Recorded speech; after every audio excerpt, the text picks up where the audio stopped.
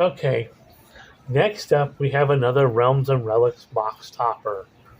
Paths of the Dead, which is Cavern of Souls. A land. Paths of the Dead enters the battlefield, choose a creature type. Tap to add a colorless mana, or tap to add one mana of any color, spend this mana only to cast a creature spell of the chosen type, and that spell can't be countered. Then we have Grey Pelt Refuge, which is a land. Enters the battlefield, tap. Um, enters the battlefield, you gain a life, add a green or white. Field of Ruin, tap to add a colorless, pay 2, sacrifice Field of Ruin, destroy all. Not destroying a target non-basic land and opponent controls. Each player searches their library for basic land cards, puts it onto the battlefield, and shuffle. Evolving Wilds. This must be the first time this card's been printed. Shout out to Joey Moss. Sacrifice Evolving Wilds, search your library for basic land card, put it on the battlefield, tap, then shuffle. That's a standing joke for those of you that don't know Joey Moss. It's one of his standing jokes every time that card pops up. So next up we have Mind Stone. 2 mana for an artifact. You tap it, add a colorless. Pay 1, tap it, sacrifice Mind Stone, draw a card. Then we have Banishing Light. It's a white and 2 for an enchantment that reads Banishing Light enters the battlefield. Exile target an online permanent opponent controls until Banishing Light leaves the battlefield. Then we have Feed the Swarm. A black and 1, destroy target creature or enchantment opponent controls. You lose life equal to that permanent's mana value. Okay, next up we have Balin's Tomb, which is Ancient Tomb. Land, tap it, add 2 colorless. Balin's Tomb deals 2 damage to you. We have Dol Amroth, which is Mananu School at Water's Edge, legendary land. Tap it to add a colorless, or tap it and pay blue and tap it to untap target legendary permanent. Then you have a Green Dragon Inn. It's Homeward Path, a land. Tap it to add a colorless, or tap it to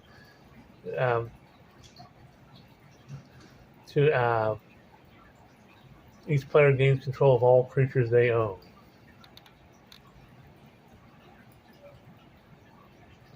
We have Barra Downs, which is the Bazooka Bog, a land. It enters the battlefield, tap. It enters the battlefield, exile target player's graveyard and tap it to add a black. We have Weathertop, which is Deserted Temple, tap it to add the colorless, or pay 1 to untap it to untap target land. We have Shadow Spear,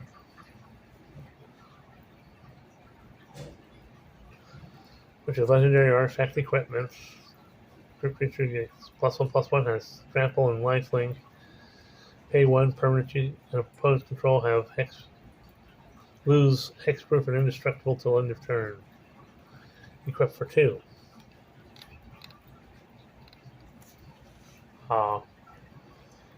We only have 3 rings for the Elven Kings, which are Rings of Bright Earth. Artifact.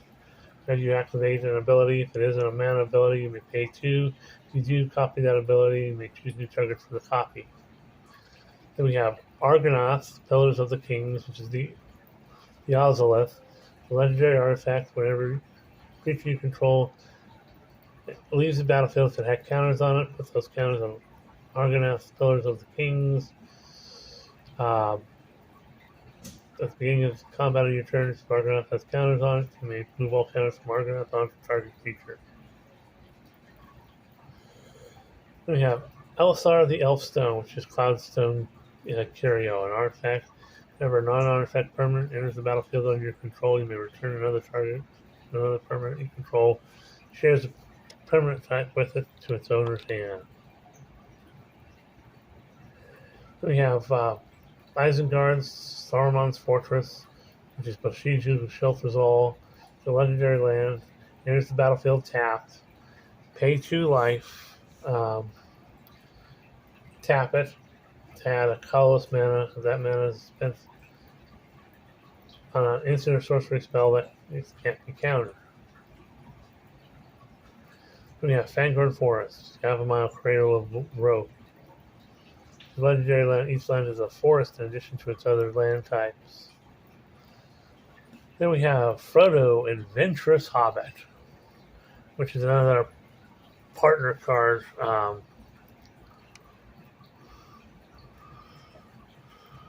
So it's white and black for a 1/3 legendary halfling scout. Partner with Sam, loyal attendant. Has vigilance. Whenever he attacks, you gain 3 or more life this turn. The ring tempts you. And if Frodo is your ring bearer, and the ring has tempted you 2 or more times this game, draw a card. We have Sauron, Lord of the Rings. A beefy blue, black, and red, and 5 for a 9/9 legendary avatar horror. When you cast the spell, Mass Orcs 5, mill 5 cards, and return a creature card from your graveyard to the battlefield. He has Trample. Whenever commander an opponent controls dies, the ring tempts you. He is nasty. Hard to get out, but boy, you're gonna feel it when he comes out. Next up, we have Galadriel, Elven Queen.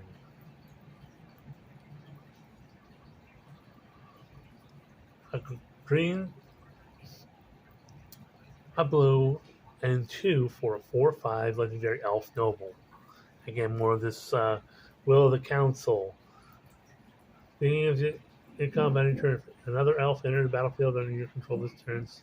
Starting with you, each player votes for Dominion or Guidance. Dominion gets more votes, the ring tempts you, and you put a +1/+1 counter on your ring bearer. If Guidance gets more votes, when the vote is tied, you draw a card. So again, more of that whole Commander Raid type of feeling. Except we have Eowyn Shieldmaiden.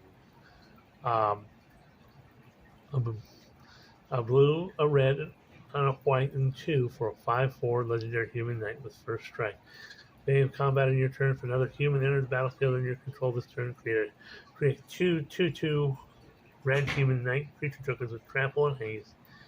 Then if you control 6 or more humans, draw a card. So that's the red, that's the knight deck. Then we have Valley of Gorogora, which is Wasteland, which is it's a land you tap to add a colorless, sacrifice it to destroy tap it, sacrifice it to destroy target non-basic land. You have Bridge of Khazad-dûm, which is Ensnaring Bridge, an artifact. Creatures with greater power than the number of cards in your hands can attack. Then you have the Party Tree, which is the Great Henge, which is 2 green and 7. The spell costs X less to cast, where X is greatest power among creatures you control. Tap it to add 2 green mana, and you gain 2 life. That would go well in the food deck. Whenever you gain a non-token creature enters the battlefield under your control, put a +1/+1 counter on it, and draw a card. Then we have the Soul Ring, which is 1 mana to you tap it to add 2 colors. Yeah, Radagast, Wizard of the Wilds, green and blue and 2 for legendary 3/5 legendary avatar wizard with ward 1. Beasts and birds you control have ward 1. Whenever you cast a spell with mana value of 5 or greater, choose 1. We have 3/3 green beast creature token will create a 2/2 blue bird creature token with flying. And then you have Sam, Loyal Attendant, which is a green and white and 1 for 2/4 legendary halfling peasant, partners with Frodo Adventurous Hobbit. At the beginning of combat on your turn, create a food token. Activated abilities of foods you control cost 1 less to activate. Well, that's it for all the cards. It's certainly a lot to take in. I mean, a lot.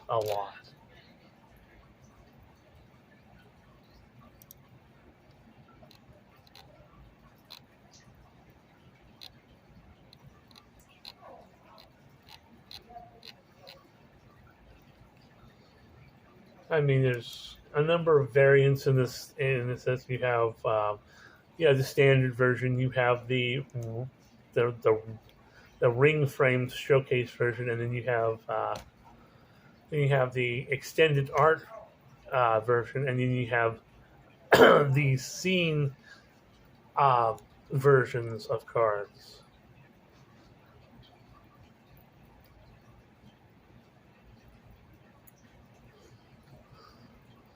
And they designed the scene versions to try to make the cards a little bit more collectible for collectors.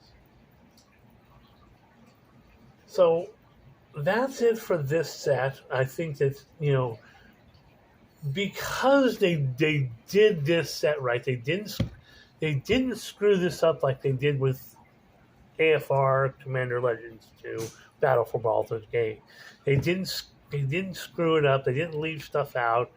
They put in even some of the lesser known side characters, um, and they were true to the books as much as they could be, based on licensing that they had. Um,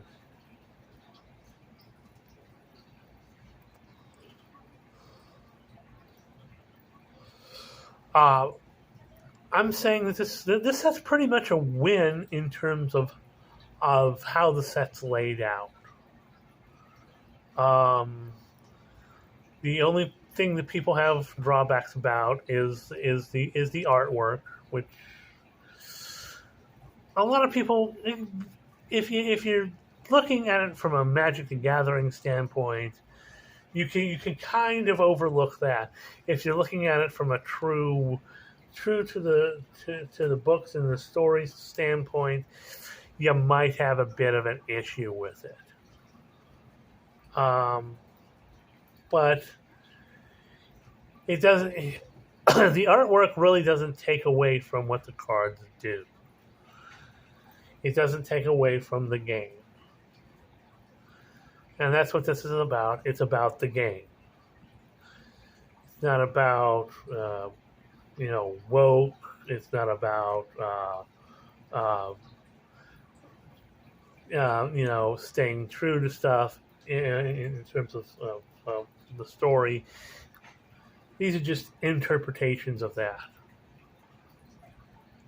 And with the freedom of the artwork, it also probably saves money on licensing rights, because they don't have to, because even depictions of people, that there's licensing rights attached to that, so they're probably saving a bit on that, because something as big as this, there has to be a lot of licensing rights attached to that. I mean, they paid a lot to get licensing rights for stuff like the Dungeons and Dragons movie, for the Walking Dead stuff.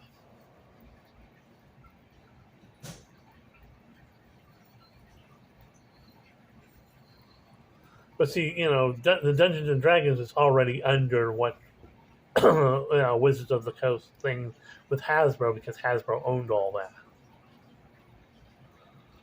The stuff with Transformers, although some of that, they had to do a little bit of finagling there because of licensing rights.